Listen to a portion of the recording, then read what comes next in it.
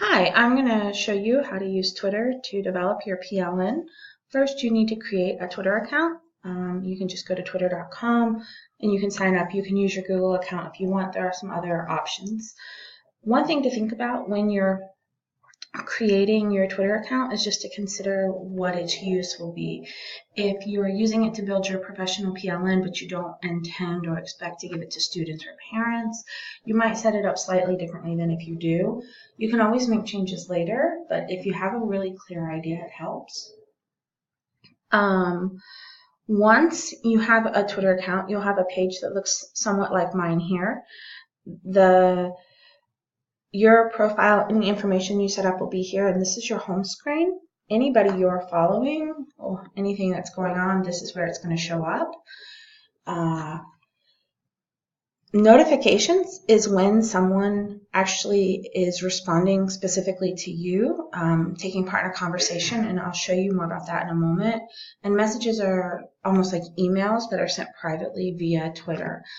Most of the time, notifications are what you're going to be using. The other two important things are hashtags and the @ sign. So if you're talking about something,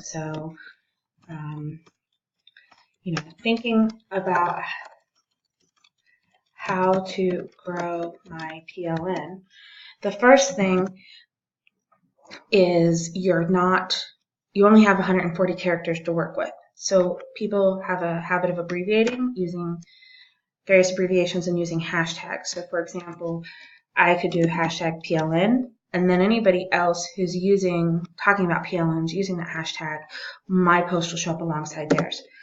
I can also identify specific people that, hey, I want to see this or that I'm talking about. So I'm going to put Sarah on here, and I'm going to put Ashley on here.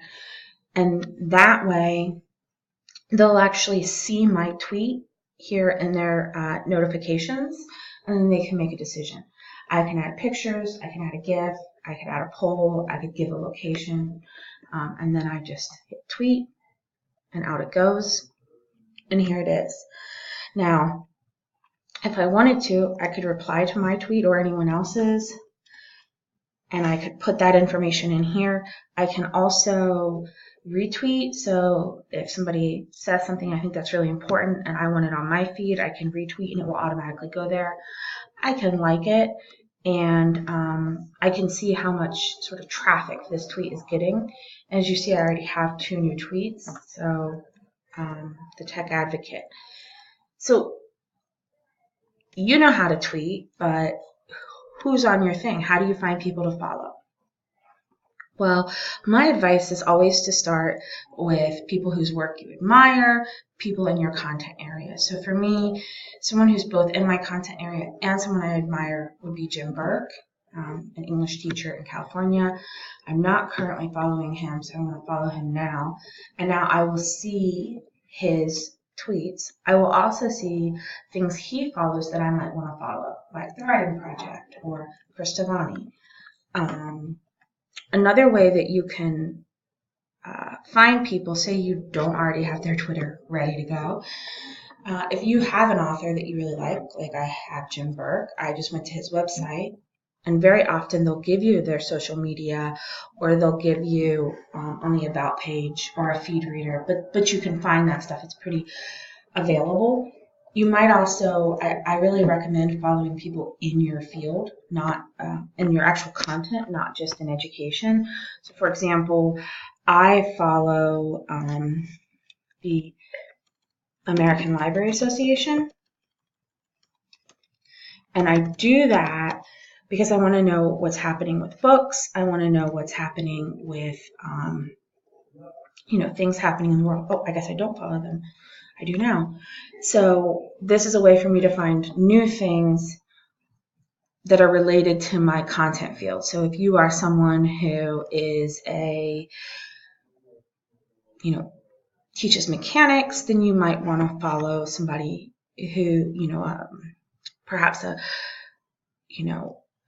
company or something like that is also involved in that field. Here's a great example. So this is the top tweet, they have it pinned so that it will always stay at the top. And I think this is really important. So I'm going to go ahead and say, my summer reading list.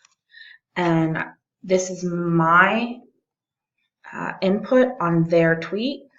I'm going to tweet that. And now if I go back home, I will see it here. So I have it here. And anytime somebody directs a message specifically to you, they're going to use that @ symbol, and it will show up in your notifications. So, give you an example here. So this person responded, this person liked my reply, and she also responded to my reply somewhere here. And that's another way to see what's going on. The other key thing I would say about using Twitter is looking at hashtags and following hashtags. And so in education, there are tons of hashtags, and on our website, we're going to have some great lists of hashtags for you to follow. But for example, I'm using PLN, so let's see what pops up. Who's talking about PLNs and what they can do? And so here we go. Everybody needs a PLN. Believe me, it'll change the way you do professional development. That sounds great. I'm going to retweet that. I'm also going to like it.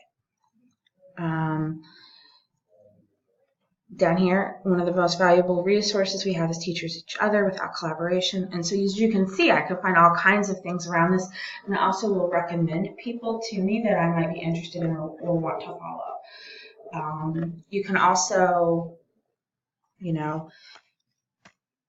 I know there's a middle school math, ed tech, all different kinds of hashtags.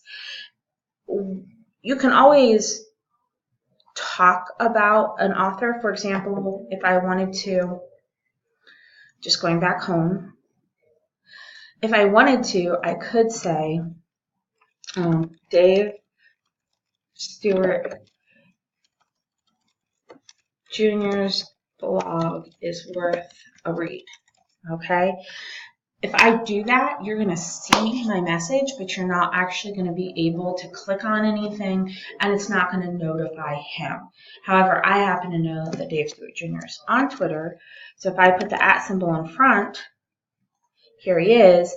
Now, if I were to tweet this, you would get a link to his profile here, and you would be able to go from there to his professional works, to his website, all of those things.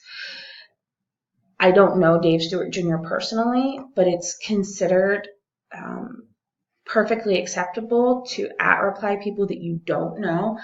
And I don't have any expectation that he will follow this, but or that he'll respond to me, but it's a way to sort of connect him to the conversation and to connect anybody who's reading me to his location.